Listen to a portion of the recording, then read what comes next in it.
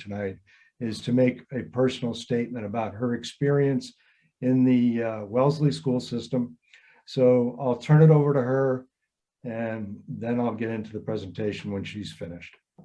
All right, good evening. My name is Stephanie Hubbard, and I want to commend Bruce for creating this warrant and forcing a conversation about Wellesley Public Schools academics. I know many frustrated parents who share his concern but do not want to put themselves in the crossfire of the town or feel powerless to create the change they see necessary. Bruce asked me to share my experience with the Wellesley Public Schools. I have 4 children, a 2017 and 2020 Wellesley High graduates, and children who are currently in 8th and 2nd grades. We moved here in 2014 from a similar town in suburban Denver. And between being an outsider and having children with a ridiculously wide range of ages, I have a unique perspective. When we chose to move to Wellesley, it was number 4 in the US News rankings. And since I didn't know the Boston suburbs well, that top ranking was an outsized factor in choosing to move to Wellesley. And honestly, we would never have considered moving here with a 26th place ranking. Because of the ranking and the town's reputation, I assumed that Wellesley schools would have rigorous academics like the district we left. But then little by little, I realized I should never make assumptions. I expressed my first concerns when I went to the school committee office hours to talk about my, at the time, 8th grader, who told me he lost a year of math when we moved here. Our old public elementary school differentiated math starting in 2nd grade into 3 levels and had dedicated specialists to support kids in math and reading at their different skill levels. To my knowledge, WPS does not have similar specialists to support the needs of advanced K through 7 students. It should have been a red flag to see a cottage industry of educational, supplementary, and tutoring businesses in town, but I just assumed that overzealous parents were supplementing the education so their kids could be on a path to the Ivy League. It took me too long to figure out that if you don't supplement, your child is disadvantaged by 8th grade.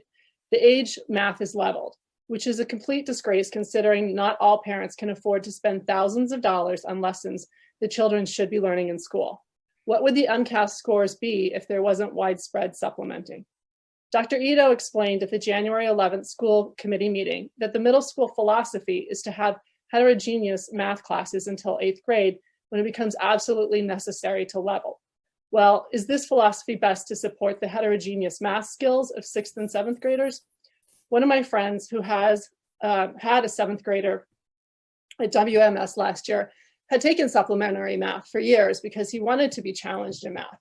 And he was in a class with another student who was still working on mastering multiplication facts. How does this serve either child well? I was also surprised when we moved here by the elementary school's half-day Wednesdays. This is extremely unusual.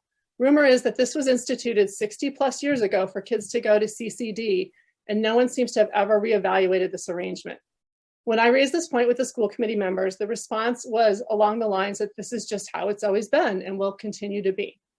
So quick math, if the elementary schools mirrored the middle and high school schedule with 1 half day a month, the elementary students would have 90 more hours of school time a year. That's like nearly every other elementary school nationwide. Our Colorado elementary school had the same 6.5-hour day as the Wellesley schools. So those hours are never made up. Before the pandemic, my then 6th grader in 2020 got straight A's at WMS, so I assumed everything was great.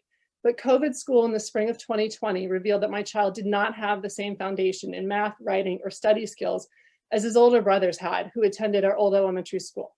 My kids were withdrawn from WPS in the fall of 2020. It seems that WPS does not conduct exit surveys, which could elicit valuable information to understand exactly why parents choose alternative institutions. I enrolled my then 7th grader in a private online school and homeschooled my then 1st grader. Second semester, I was able to send him to a nearby private school where both my children are currently enrolled. I didn't know school could be like this, my son said after the first week. He had to work intensely the last 2 years to fill gaps in his education, but I'm confident he now has the skills to be successful in high school. And it doesn't have to be this way, as I've experienced a public school system that views each child individually and better supports their unique needs and talents. To be clear, I'm not blaming the teachers. My children have had some wonderful teachers in Wellesley, but rather the curriculum framework and philosophy which is constructed by the district.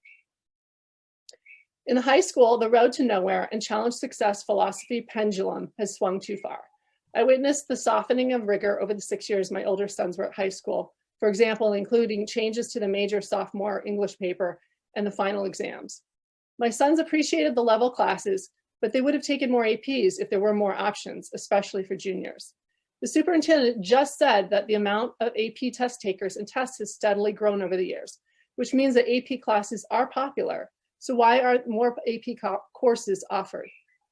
My son's AP credits were very helpful at college so they could skip the entry-level courses, and it saved me some precious tuition dollars. Back to why we chose a town that was ranked number 4. We value rigorous academics, as do colleges and universities. They want students who are demonstrably prepared to succeed at their institutions, which is why they value APs, because those classes and students can be easily compared nationwide. High schools create a profile for colleges and universities to understand the school and curriculum. It's a one-page, double-sided, usually, document, kind of a brag sheet.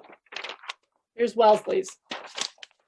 Under community, WHS boasts that the town is a community where academic excellence and cultural traditions are highly valued. And Wellesley's reputation for having a superior educational system attracts families to the town and its schools. In special features, it states that students are encouraged to excel academically. The second page highlights the AP courses, SAT, ACT stats, postgraduate plans, quantifiable data for secondary schools to evaluate and be impressed. Does WHS live up to that profile? Bruce will try and examine that question. The surprisingly lower ranking for the last 6 to 7 years is a red flag that warrants objective investigation. I hope everyone appreciates that Bruce is a concerned dad who did some research in his spare time to examine why Wellesley High School is ranked 26th and Wellesley Middle School is ranked 46th. However, he doesn't have access to the necessary information for a complete picture, including the database that can tell us if graduates are getting into the same level of colleges as they did 5 or 10 years ago. We can't assume the education at WPS is excellent because of the past reputation. So this is an important community discussion that we should be grateful that he is willing to start. To wrap up, regretfully, my husband and I sold our house in December so we can move to a community whose public schools will better support our children's individual academic needs. We refuse to pay the high property tax